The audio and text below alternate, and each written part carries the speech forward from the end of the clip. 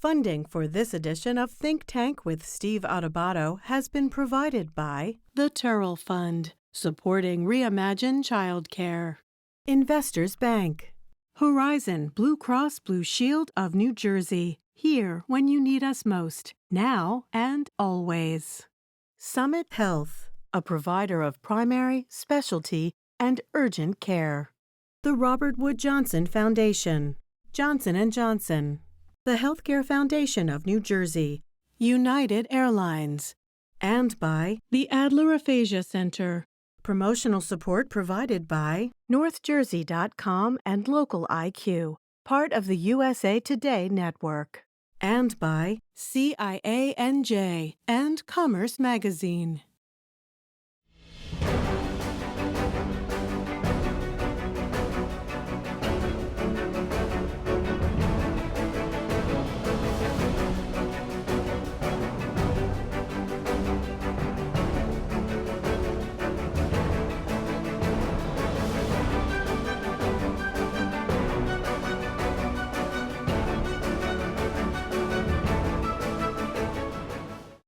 Hi, I'm Steve Adubato. Welcome to another compelling, important, and relevant program. And we kick off with our longtime and good friend, Michellene Davis, who has a new title.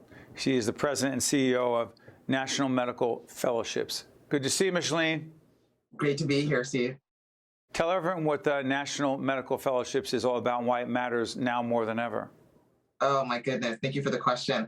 So National Medical Fellowships is actually one of the first diversity organization in the country's history. It is an organization that really seeks to forward progress the number of Black and Brown physicians in healthcare.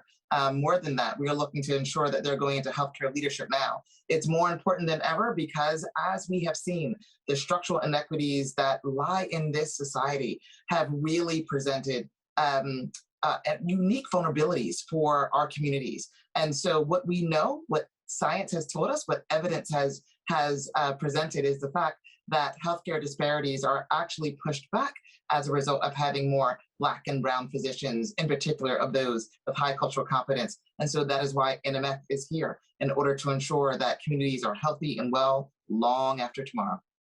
But the National Medical Fellowships, it's a foundation, correct? Correct. Okay. It provides dollars to whom and for what? So National Medical Fellowships has provided over the last 75 years over $40 million to over 32,000 alumni.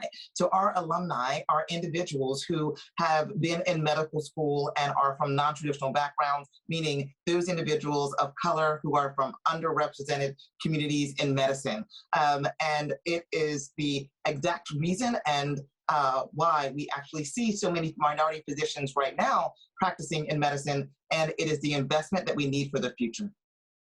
The impact of COVID, we've had so many conversations over the years, not only about the inequities that you talked about, but social determinants of health, which still remains a core to who you are and what you do every day. How has the COVID epidemic, as we tape on the 20th of July, just before we got on the air, we're talking about the Delta variant, who knows? Here's the question. To what degree has it impacted, exacerbated, you use whatever word you want to use, the work of your foundation?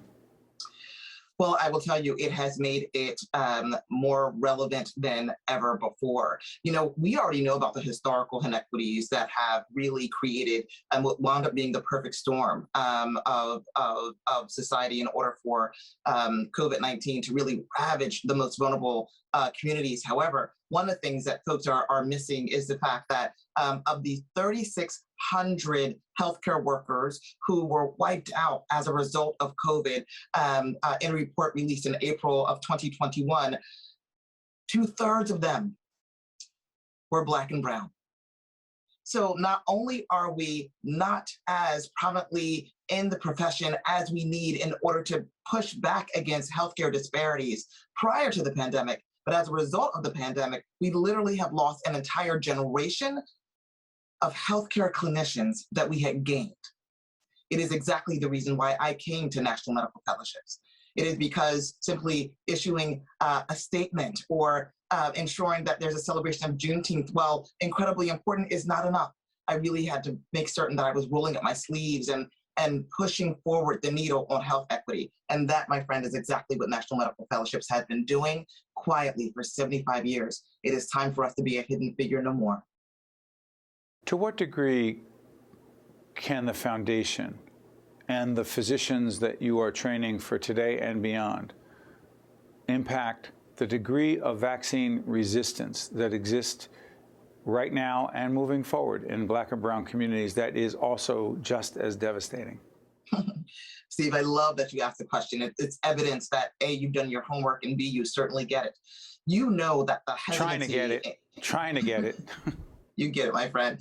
And what's most important, you haven't given up on trying to get it, right? So incredibly important. You know that hesitancy is actually as a result of a variety of things, but chief among them has been the earned— I think it's really important that we acknowledge that, right? The well-earned level of high distrust of the medical community from communities of color. That is because of the forced exploitation and experimentation and sterilization of certain groups in society. Chief among them have been Africans displaced in America and utilized, as in the study of obstetrics and gynecology. We know that African women who were enslaved were experimented on time and time again without anesthesia, as Dr. Marion Sims developed the science of obstetrics and gynecology, and then he went off to his white counterparts and utilized anesthesia and performed these surgeries in their home after they had been perfected on individuals who were intentionally infected oftentimes. We know about Tuskegee, we know about Henrietta Lacks, but most people sometimes forget that many of these issues, many of these abject sterilization efforts were taking place up to and through the 1970s, right? So it's really keenly important that— Sponsored by the government. Sponsored by the government, my friend, and sanctioned by medicine. Let us be clear here, right? We owe an entire segment of society an incredible apology that they have yet to truly receive. And when I say that, I mean not a verbal apology. I mean apology that is reflected in the way in which healthcare is literally developed and distributed and presented to them, right? Have we, in fact, ensured that we haven't just wrung our hands and said, yeah, that's really bad, we haven't actually achieved health equity? Or are we ensuring that every clinical, administrative, and operational decision goes through a racial equity assessment in order to assess whether or not we are reinforcing historical structural inequity, historical structural racism? And until that happens, we are going to continue having this. But what evidence has shown us is the fact that we know Black babies live longer when they have Black doctors, point blank, period, right? This is what the studies have said. Don't be mad at me. This is literally what the evidence has portrayed, indicating Black women live longer. We keep talking about maternal mortality. You know, woe is us, right? Because of the fact that we continue down a path where we haven't actually bettered the outcomes of maternal mortality in this state in the last 30 years. However, what we also know is that evidence has shown us that Black women tend to live longer when they have Black doctors. So why are we not having more investment in ensuring the pipeline of Black doctors? That, my friend, is what NMF actually does. When you talk about the vaccine hesitancy, it causes me to have to talk about our fantastic partnerships with the Janssen Department of J&J. Johnson & Johnson. Yeah, absolutely. And with their new announcement of our partnership with Bristol Myers Squibb Foundation, where literally they have given us an opportunity with a $100 million grant to really increase cultural competency in clinical trials, but also to community center the voice, right, of that community that we're going to be treating and working with, through ensuring that we are including a curriculum that hastens the pipeline of physicians, researchers, and investigators of color. This is so incredibly important, my friend, in order to ensure that we are being able to say to the communities who are hesitant that, listen, not only are we taking that into account, but that we've had individuals from your community around the table when we were literally going through the clinical trial and developing the vaccine. Yeah, by the way, diversity in those trials is critically important, creating greater public awareness. Michellene Davis has not lost any of the passion, the conviction she has for the work she's doing every day. She's also, we are honored to have her as a trustee of our board at the Caucus Educational Corporation. Hey, Michellene, we'll have many conversations offline and on air. Thank you so much, my friend. Thank you. I'm Steve Adubato. Stay with us. We'll be right back. To watch more Think Tank with Steve Adubato, find us online and follow us on social media. We're honored to be joined by Dr. Lynette Fraga, who is Chief Executive Officer of an organization called Child Care Aware of America. Good to see you, Doctor. Hello, nice to be here. Great to see you as well. This is part of our larger Reimagine Childcare initiative, all about public awareness around affordable, accessible, quality childcare. Tell everyone what your organization is as we put the website up. Sure. Child Care Aware of America is a national nonprofit membership organization that focuses all of its efforts on ensuring that parents have access to quality, affordable, accessible childcare. And we do that through policy change, research, data, practice, wanting to ensure that our early care and education providers and our families are all supported in the best interest of making sure children and communities thrive. Doctor, how severely has COVID, as we tape on the 20th of July, I'll be seen later, how severely has COVID impacted the child care industry and, more importantly, the children in it and the parents of those children? So firstly, thank you again for focusing on this topic. And the pandemic has severely challenged the childcare system.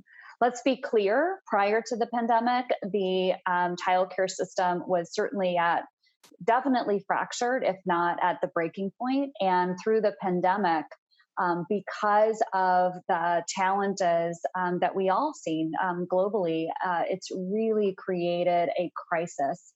And we are really at the breaking point at this point. Early care and education providers unable to work, programs unable to stay open, the challenges of families having access to care, the expense of ensuring health and safety, all multiplies and exponentially contributes to a real challenge and concerning trends we're seeing even today as we're continue to stay in the midst, truly, in the pandemic. What's the broader impact of that for our nation?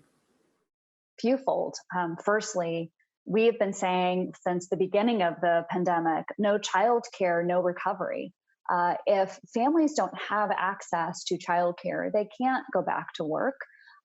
If children don't have quality programs, then they also are suffering in their ability to be able to thrive and with their readiness for school. So it truly is a significant impact on our communities, on our employers, on our parents, on families, earning potential.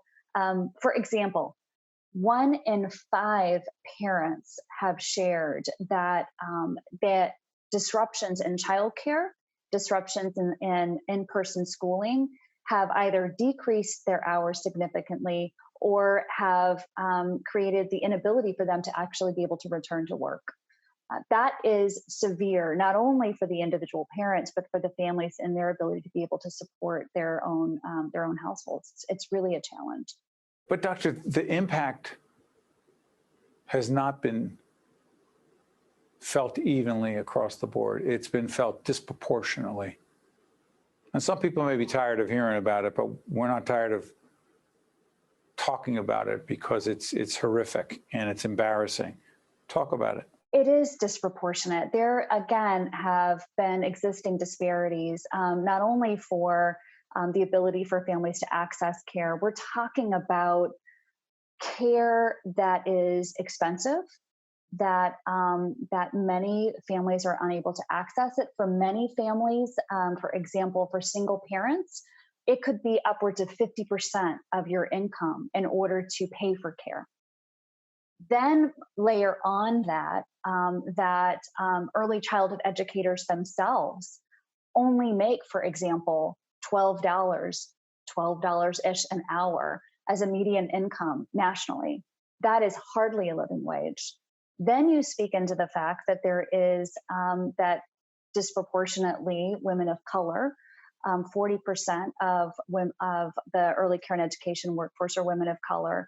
And most of the workforce, of course, are women in early care and education. So we are looking at this issue in terms of disparities and inequities, not only as a workforce, but also in terms of access to care. And there are childcare deserts all over the United States where families don't have access to quality care. And that's really problematic. Excuse me for interrupting, Doctor. Is it forcing a disproportionate number of women to literally leave the workforce? Yes.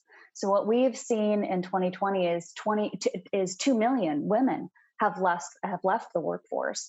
And what we're also seeing is that for women who are leaving the workforce, we may not get back to pre-pandemic levels until 2024, which is much longer than men returning to work. So we're really seeing a disproportionate impact on many levels for women, women of color, for families who have the inability to be able to access care, for the unaffordability of care. So there really is a significant challenge multifold across the childcare system. So I want to ask you about the Biden administration and their policies around childcare, the tax credits, early childhood education, et cetera. But real quick, compare New Jersey to the rest of the nation as it relates to the childcare environment and situation. So in New Jersey, you all are also experiencing challenges in terms of affordability. It is significantly expensive. Again, upwards of almost 50% for a single parent, 13% of a household income for a married couple with children. Not to mention our really housing costs. Not to mention housing costs. Well, for many across the United States, and New Jersey is no exception, childcare often exceeds the cost of rent or mortgage for your home. So it really is a significant part of household income. And in New Jersey as well, just like in the rest of the United States, there's a real struggle in identifying staff for programs to work at early care and education programs. So many early care and education providers were not able to keep their jobs through the pandemic. And many of them are not returning to our early care and education workforce. And staff shortages are also becoming a real problem. So programs, absent staff, staff are what makes the magic happen in childcare. And so absent staff, we're really running into a huge problem in terms of access to quality programs, notwithstanding the challenges we already have with the expense associated with childcare. Before I let you go, the Biden administration, is it child tax credit? Mm-hmm, the child tax credit. What is it? And again, what is the impact? So firstly, the child tax credit, the idea that, 50% of children can be pulled out of poverty as a result of the child tax credit and dollars going to families with children to really help with the expense is incredibly beneficial to families. And as we're looking at additional proposals that are on the table, like the American Jobs Plan, which helps to contribute to the facilities and the structures of childcare programs, like lead mitigation, for example, is incredibly important, and that lives within the American Jobs Plan. And it's really important to, again, as I said before, the magic happens with early care and education providers, so we have to pay attention to staff. And that's where the American Families Plan comes in, really paying attention to the early childhood workforce and investing in that workforce for years to come. And there are other congressional bills also out there that can also speak into the investment needed for a sustainable changed system of childcare. We can't go back pre-pandemic, in fact, because it was already fractured. We want to build a better system as we move forward in service to our children and families so they can thrive. Well said, Dr. Fraga. Listen, we thank you for joining us and being part of our public awareness initiative, public education effort around childcare, not just in New Jersey, but across the nation. Thank you so much. Thank you so much for having me. We'll be right back after this. To watch more Think Tank with Steve Adubato, find us online and follow us on social media. He's back. Yes, by popular demand. It's been a while, but we have him. Dr. Eugene Cornacchia is president of St. Peter's University in beautiful Jersey City. Good to see you, Gene. Good to see you. Hey, listen, taping the program on the 20th of July. Who the heck knows what's going to happen moving forward? What is the game plan at St. Peter's University September 1? We are back in full operation as of September 1. In fact, a little bit earlier than that here. All employees are required to be vaccinated. All students are required to be vaccinated. All our facilities will be open. We're ready to go. We're ready to launch. I've been asking you about leadership for a decade now. Biggest leadership lesson you've learned in the last 18 months as we do this program is? expect the unexpected all the time. All the time. All the time. Some things you can plan for, but so many things you just can't. Nobody could have planned for this pandemic. Yeah. So let's get into a couple areas. One of the things I keep thinking about is the future of higher education post-COVID, meaning because there were so many disruptions, because it was so hard to plan, as you just said, do you think that higher education, particularly non-public higher education, the independent universities and colleges like yours, do you think that it's, well, you would know, you know the numbers, is it harder to attract students and make the case today? You know, it is harder. In fact, pre-pandemic, we were already under some stressors, right? I mean, there was this whole question about the value of higher education and, you know, et cetera. So, but now more and more families, financially vulnerable, this is going to continue for a long time. This is not over yet for them. They have the impacts of poor health as a result of the pandemic that's going to linger for a long time. So it's put enormous additional stress on families and young people. So I think we all have concluded that the future of higher ed generally is going to be one of increased stress and suffering for lots of schools and institutions. Independent institutions as well will suffer. I think it behooves us to make our case stronger than ever before. St. Peter's University, again, you and I have had so many conversations over the years on the air and off about the commitment to minority students, underserved students. It sounds like such a cliche, but it's true, but disproportionately affected by COVID, as it relates to their opportunities in higher education. Fair? Fair, yes, very fair. And therefore, what has to be done to try, now forget about rectifying it, to improve that terrible, those inequities? Yeah, I mean, there's just so much here really to unpack, but I would say one thing that would go a long way would be to increase student financial aid, particularly double the Pell. That's a double the Pell. Pell grants are federal grants. Federal grants, right? So yeah, so what we're trying to do is, I'm co-chair of a national task force for the Jesuit institutions to get Congress to double Pell to $13,000 maximum for students. So what that would do would be allow students from the lower socioeconomic groups, right, the ones we just talked about, to have an opportunity to achieve the education of their choice. Because that's the advantage to Pell. They can take that money wherever they want to go to find the school, the institution that best serves their individual needs. What's the appetite in Congress for that?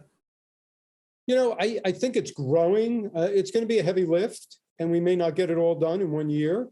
You know, we may get a gradual increase over the next few years, but, you know, I do think people are starting to see, you know, we're in a moment, we're discussing nationally the question of equality, right, among the races especially, but equality, justice issues, and this is a key question of equity and justice. Yeah. Let me ask you a question about education itself. I mean, you're a political scientist by background. You've taught, you teach, you love teaching. I've been on your campus to do guest lectures. I happen to teach at another university, and I've done it both in person and remotely. In terms of learning, do you believe that remote learning, as it's currently structured, works to the degree it needs to work, teaches to the degree it needs to teach? I know it's a loaded question, Gene, but you know, I would say that it can serve some students' purposes well, but probably not the vast majority. For example, in our own experience, we find many graduate students can prosper with remote learning, or certainly a heavy combination of in-class and remote. But undergraduates, particularly the groups that we serve, that we were talking about, the underserved, the vulnerable, they need that one-on-one, hands-on kind of instruction, the interaction in class. When I was teaching, I remember some of the most fruitful discussions I had with students were before class started, after class started, going to my next class with them walking alongside or to my office. Those are the interactions that just cannot happen virtually. Yeah, real quick. Not too long ago, the governor announced $28 Governor Murphy announced $28.5 million going to nearly 36 schools, et cetera, et cetera. A lot of these are independent universities and colleges. St. Peter's University got $500,000. I'm very grateful for it. Well, you gave the right answer. More, but I'm very grateful. Thanks. Not that I'm greedy, but thank you, Governor. Is there any but on that, Dr. Cornacchia? Is there any but? No. I do good. think You're good. We're grateful. We're grateful. Okay.